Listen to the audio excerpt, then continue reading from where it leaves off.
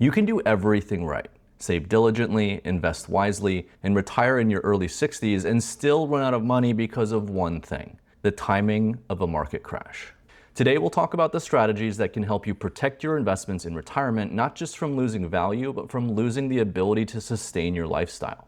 Because once a severe downturn happens early in retirement, it's incredibly hard to recover unless you've planned ahead. I'm Daniel, and I'm a certified financial planner and owner of a fee-only financial planning firm. And over the last 10 years, I've guided hundreds of retirees through multiple stock market crashes. And I can tell you that how you invest in retirement is just as important as how you invested to get there. In this video, we'll cover why sequence of returns risk is one of your enemies in retirement, how to adjust your asset allocation over time, and how a bucket strategy and guardrails approach can keep your plan on track. Let's get into it. One of the biggest and most dangerous misconceptions in retirement planning is assuming that if your portfolio averages 6 to 8% over time, that you're safe.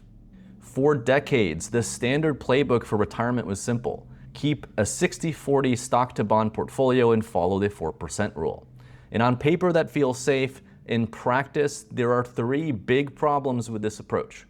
Number one, sequence of returns risk. A 6% average return over 30 years can still include early years at negative 20% annual returns, which is devastating when you're withdrawing income at the same time.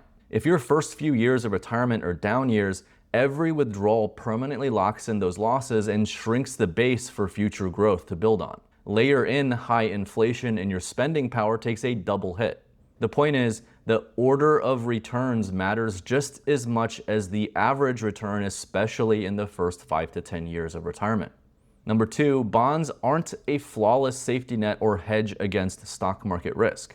Bonds are often seen as the safe part of your portfolio, the steady, predictable counterbalance to stocks. And it is true, yields today are far better than they were just a few years ago, which means you can actually get meaningful income from high-quality bonds again. But many retirees will overlook that bonds can still lose value, sometimes at the exact moment you need them to be stable. And that's because bonds carry interest rate risk.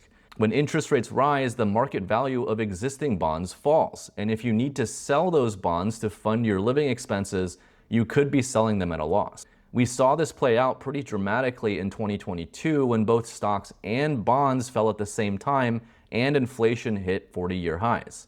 That perfect storm forced a lot of retirees without a cash buffer to sell investments at the wrong time just to pay their bills. And that wasn't just bad luck, it was a structural weakness in their retirement. The lesson is that bonds can remain an important hedge against stock market risk, but they're not invincible. They need to be part of a bigger income strategy that accounts for the possibility of short-term losses.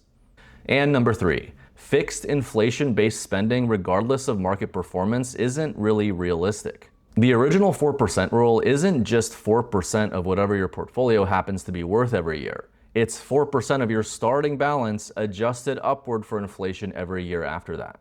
That means your spending stays the same in real dollar terms no matter how the market is performing.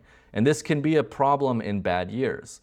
Imagine your $1 million portfolio drops to $800,000 in the first year of retirement, but your plan still calls for $40,000 of withdrawals plus inflation over the years. Suddenly you're withdrawing over 5% of your now smaller portfolio, selling more shares at lower prices, and leaving fewer assets to recover.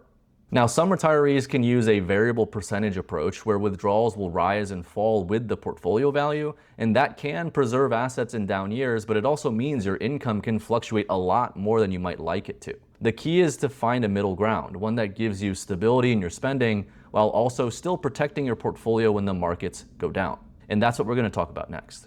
Protecting your retirement from market crashes isn't about having a crystal ball. It's about having a structure that works no matter what the market looks like. Some people have a tendency to panic and sell at the bottom. Others will overcorrect and live with a permanent scarcity mindset, spending far less than they can actually afford. The antidote is a preset game plan, rules you agree to in advance for how you're going to adjust withdrawals when the market zigs and zags, so you're not making high stakes decisions in the heat of the moment. Here's a practical checklist that you can put in place.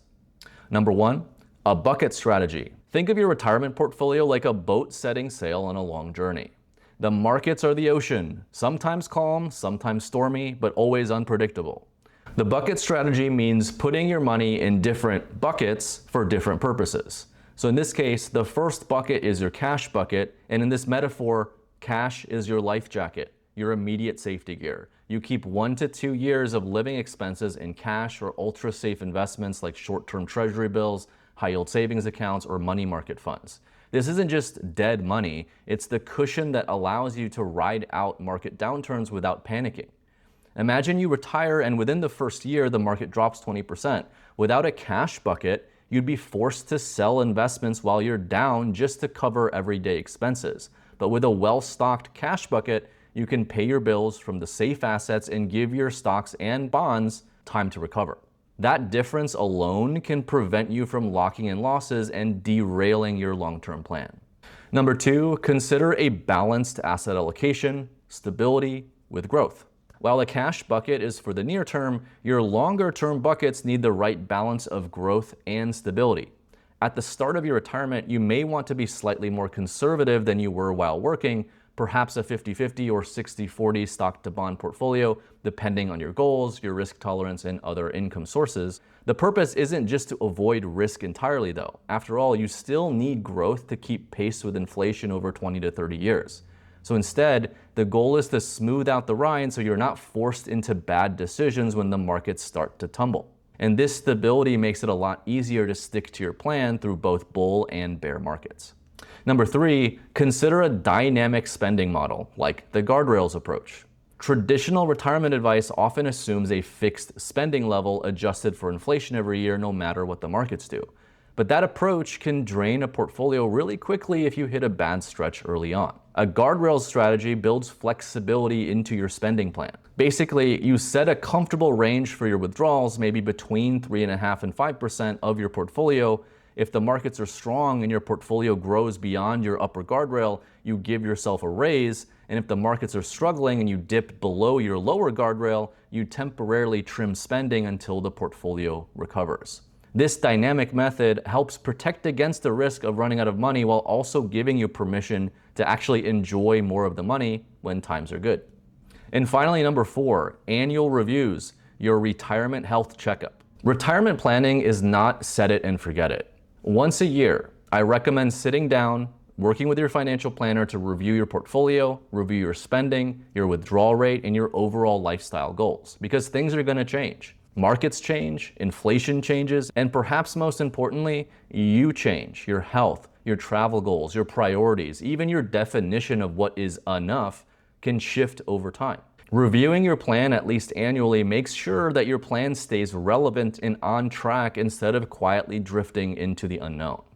Think of it like your annual physical. You might feel fine now, but catching potential problems early on can save you from far bigger issues later. Together, these strategies, cash buckets for safety, balanced allocations for stability and growth, guardrails for flexible spending, and annual reviews for course correction, this can create a retirement income system that can weather the storms and keep you confidently moving forward towards the life that you worked so hard to build. At the end of the day, the real threat to your retirement isn't just a bad year in the market, it's how that bad year lines up with when you start taking money out. Sequence of returns risk can undo decades of careful spending if you're not prepared.